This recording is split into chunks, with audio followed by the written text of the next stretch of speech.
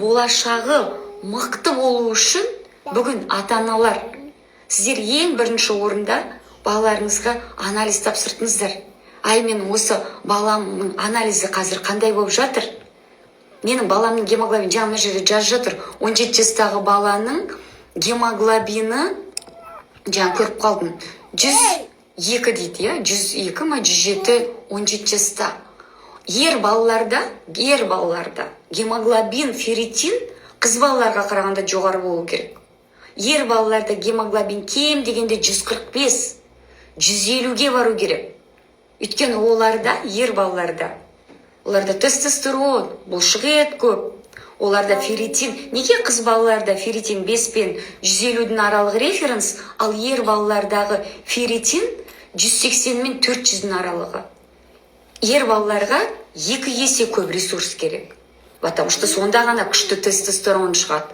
А сонда күшті тестостерон болса, ер балада энергия, желание, мен анаған жетем, мен ана қызға барып сөз айтам, мен ертең оған үйленем, мен балаларым осындай болады, мен өмірде мынандай жетістікке жетуім керек дегенді жасататын тестостерон.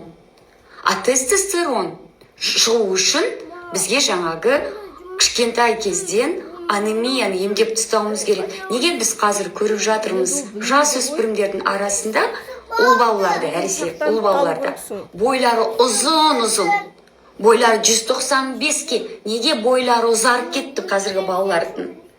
Ол біз айтып жатырмыз, ой, акселерация, ой, анау. А ол балаларда тестостерон төмен.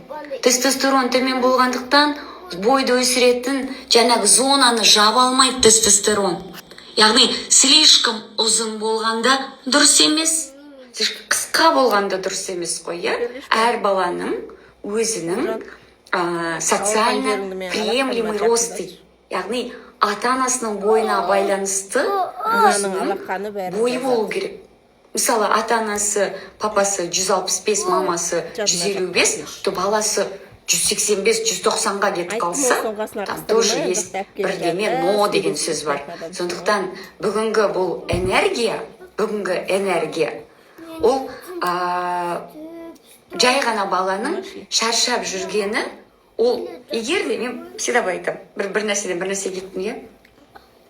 Егер бала отырған кезде, отырған кезде, бала былай отырса, осылай, маған приемға алдыңғы күні қыз келген кезде, екке бүктетіліп, вопросительный знак сияқты отырса осылай. Яғни өзінің денесін бала өзі көтеріп отыра алмайды.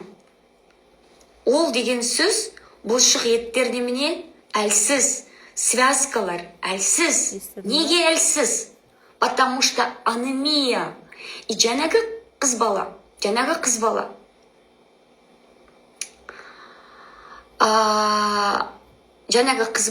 жасар қыз бала.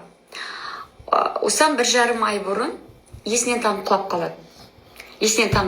Больницаға апарса, қанты көтеріліп кетеді. Почти қант 20 болады.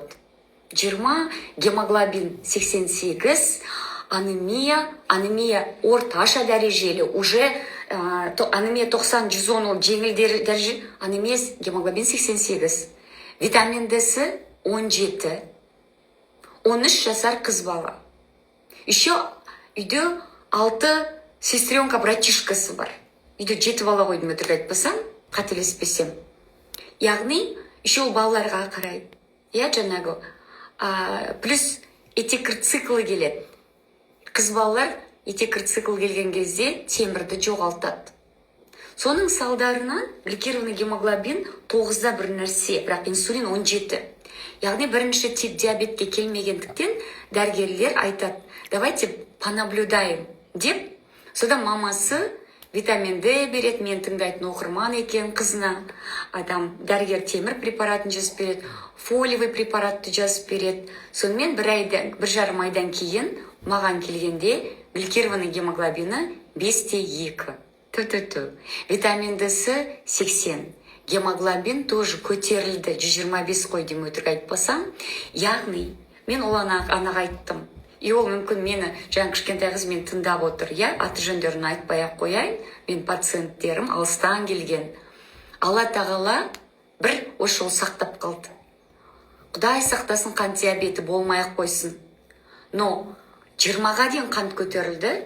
Это какой-то стрессорный гипергликемия болды. Қандай стресс болды? Так гемоглобин 88, витаминді жоқ, фолий қышқыл жоқ, а подростковый период, бағана мен сіздерге айттым ғой, жасөспірімдік шақ, это өте маңызды период. Осы жерде біз барлық балалардың дефицитін жоюға не істеуіміз керек? Тырысуымыз керек. Яғни ол тоже түнгі, жаңа қыз бала түнгі 12-де 1-де ұйықтайды. Түнгі 12-де 1-де ұйықтайды. Жай ұйықтаған. Жаңағыдай қант жоғарылағаннан кейін мамасы қорқып, 1 ай бойы режим, питаниесін дұрыстап, глютенді алып тастап, и ту-ту-ту. Ну неужели бір адамның, баланың өмірін өзгеріп, жаңағы денсаулығына қарау үшін обязательно бір диагнозын келу емес, қымбатты оқырмандар. Обязательно бір диагнозге бастан ұру керек емес. Алдын алыңыздар. Қазіргі заманда өте ауыр заман. Балалардың денсаулығы қазір прям қылдың үстінде тұр. Мен оны күнделікті, мен 19 жастағы қыз бала келді. Мүлдем 2 жыл болды, менструалды цикл жоқ. Яичник істемейді. Гипофиз гормонды шығармайды. Жаңағы НТ-ға дайындалды, оқуға түсем деп дайындалды. Үлкен стресстің салдарынан қазір 2 жыл болды, менструалдық цикл жоқ.